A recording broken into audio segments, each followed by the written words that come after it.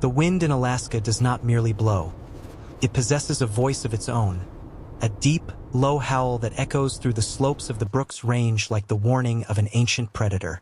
There, where civilization dissolves into miles of frozen tundra and nameless peaks, the margin between life and death is measured by the thickness of a layer of ice or the time it takes for a man to lose the heat from his own hands.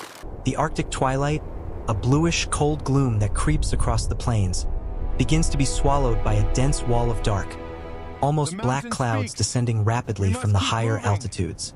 The atmosphere shifts in a matter of minutes, becoming heavy, charged with a static electricity that makes the hair on the back of the neck stand up even before the first snowflake touches the ground. It is the harbinger of a perfect storm, a brutal low-pressure system advancing with the force of a silent cataclysm, transforming the white vastness into an absolute labyrinth of isolation.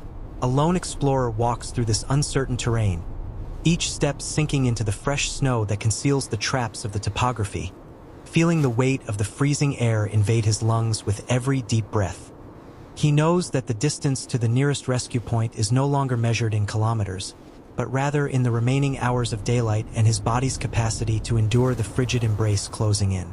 The wind intensifies, whipping the dry branches of the dwarf willows and kicking up a curtain of ice crystals that reduces visibility to less than 3 meters.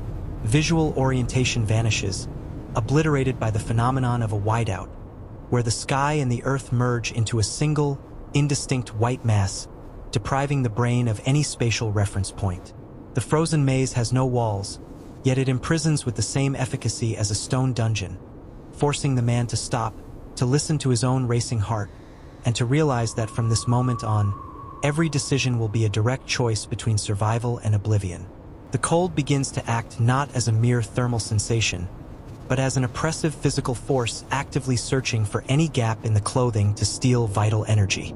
The temperature plummets well below -30 degrees, and the moisture caused by the sweat of physical exertion becomes the worst enemy, threatening to freeze against the skin and accelerate the devastating process of hypothermia. The body's extremities are the first to suffer the strategic retreat of blood, which the organism redirects to protect the vital organs in the core of the chest. The fingers, even protected by heavy insulating gloves, begin to lose fine tactile sensitivity, turning simple tasks like opening a zipper or adjusting a buckle into monumental challenges of motor coordination.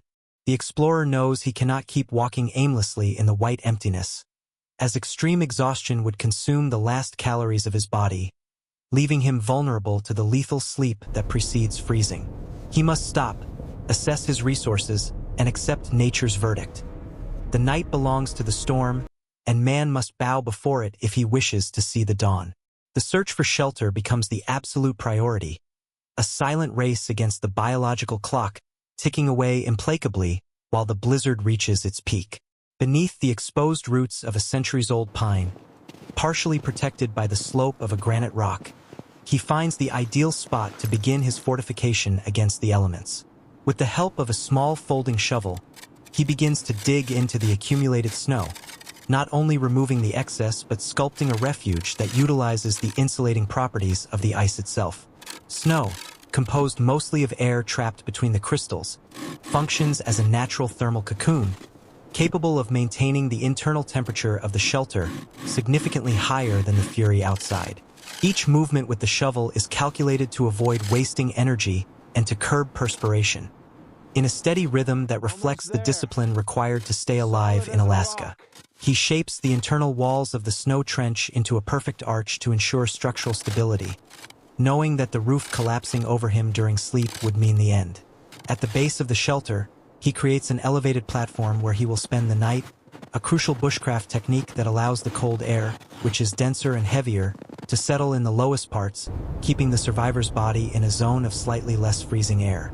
Total darkness settles over Alaska, bringing with it the peak of the storm, where wind gusts exceed 90 kilometers per hour, colliding against the rock and making the snow structure vibrate with a dull, threatening rumble. Inside the small cocoon, the silence is an illusion broken by the constant roar of the external wind, which seems to test the shelter's endurance every single second. The explorer pulls from his backpack the dry fir branches he gathered before the blizzard began, carefully stored close to his body to keep them dry. Now comes the most critical moment of the journey. The conquest of fire, the element that divides despair from hope in the Arctic darkness. His fingers, stiff and nearly numb, struggle to hold the ferrocerium rod and the steel striker that will spark it. The tinder, composed of thin shreds of birch bark containing natural oils highly flammable, is laid out over a thick piece of bark to prevent contact with the damp snow at the base. The first attempt fails. The bright spark leaps in the dark, but misses the target due to the involuntary trembling of his cold-ravaged hands. The man takes a deep breath, controlling the anxiety that threatens to cloud his judgment, for he knows that panic accelerates oxygen consumption and sabotages the precision required. He focuses on the rhythm of his own breathing, visualizing the exact movement he needs to make. On the second attempt, the vigorous friction of the steel against the magnesium generates a shower of incandescent sparks that strike the heart of the birch bark. A small wisp of white smoke appears, followed by a timid yellowish flame that begins to lick the dry fibers of the wood. With almost religious care, the explorer feeds the tiny fire with thin twigs, blowing gently to provide the oxygen the flame needs to thrive without smothering it. The golden light of the fire illuminates the snow walls of the shelter, creating dancing shadows and transforming the icy tomb into a sanctuary of warmth and light. The reflection of the flames superficially melts the inner layer of snow, which soon refreezes due to the cold air from the entrance, creating a glaze of vitreous ice that seals and further strengthens the structure of the refuge. The heat generated by the small fire begins to penetrate the survivor's layers of clothing, bringing a painful relief as blood flows freely back into his extremities. This sensation, known as the spindrift of thawing, is a physical reminder of the fragility of human flesh before the absolute winter, a pain he accepts with gratitude, for it means life is reclaiming its lost territories. He placed a metal cup filled with clean snow right next to the embers to melt it, aware that dehydration in winter is just as dangerous as in summer, since the Arctic air is extremely dry and the body consumes immense amounts of water just to warm the air entering the lungs. Drinking the heated water helps raise the body's core temperature, a warmth that spreads through his chest and renews the psychological strength needed to face the long hours that still remain until dawn. Outside the shelter, the world seems to be torn in half by the storm. The sound of ancient trees cracking under the weight of the ice and the force of the wind echoes like rifle shots in the deep darkness. The explorer knows he is completely alone, isolated in one of the most remote places on the planet, where no rescue team could operate under such weather conditions. This perception of total isolation does not terrify him, but brings a strange serenity, a primitive clarity that reduces human existence to its purest elements. Breathing, keeping the fire alive, enduring. Time dilates inside the shelter, where minutes seem like hours, and each vigil to feed the fire with the few remaining pieces of wood demands a conscious effort of will.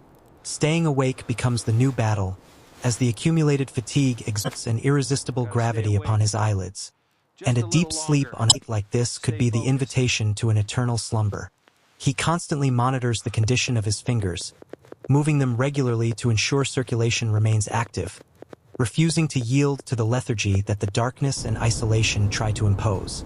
As the night advances into the early morning hours, the storm reaches its peak of violence, and small streams of powder snow begin to blow to the entrance of the shelter through the makeshift barrier of branches and the backpack the explorer used to block the wind. He curls up even tighter in his position, hugging his knees to conserve every fraction of thermal heat his body produces. The fire has now reduced to a handful of red embers glowing in the dark like the eyes of a watchful creature, emitting a subtle but vital warmth. In this moment of maximum vulnerability, the man's mind travels beyond the walls of ice, recalling the reasons that brought him to this wild land, the search for a real connection with the natural world that only fully reveals itself when all modern conveniences are stripped away. Alaska has no mercy for those who underestimate it, but it offers a silent redemption to those who know how to read its signs and respect its immutable laws. The explorer understands that he is not fighting nature, but rather integrating into it through technical knowledge and psychological resilience. The storm is not a personal enemy. It is merely the planet breathing, executing its geological and climate cycles completely indifferent to human presence. This understanding removes the burden of fear and resentment, leaving in its place only an absolute focus on executing survival tasks. He clears the entrance of the shelter, which was beginning to be blocked by the accumulation of fresh snow, ensuring that the oxygen flow remains unhindered and avoiding the invisible risk of carbon monoxide poisoning from the dying embers. Every small action is a defensive line drawn against oblivion in the white vastness. The coldest hours of the morning, those preceding the breaking of dawn, bring a sudden and almost surreal calm. The deafening howl of the wind begins to subside, fading into a low whisper that crawls through the snow-laden canopies of the pine trees. The silence that settles over Alaska is so profound that the explorer can hear the sound of his own breath and the minimal crackle of the last embers dying out. He knows this moment of calm is the signal that the core of the storm has finally passed, leaving behind a world transformed and purified by ice. Carefully, he pushes the backpack away from the entrance of the shelter and looks outside, encountering a sky that is beginning to tinge with subtle shades of pink, violet, and gold along the edge of the horizon. The fog and blowing snow have completely dissipated, revealing the imposing silhouettes of mountains covered in a thick blanket of pristine snow gleaming under the first light of the new day. The air is incredibly crisp and freezing, instantly snapping the moisture of his breath into small clouds of crystals that float in space before vanishing. The survivor slowly steps out of his snow cocoon, feeling his stiff muscles protest against the movement after long hours of confinement.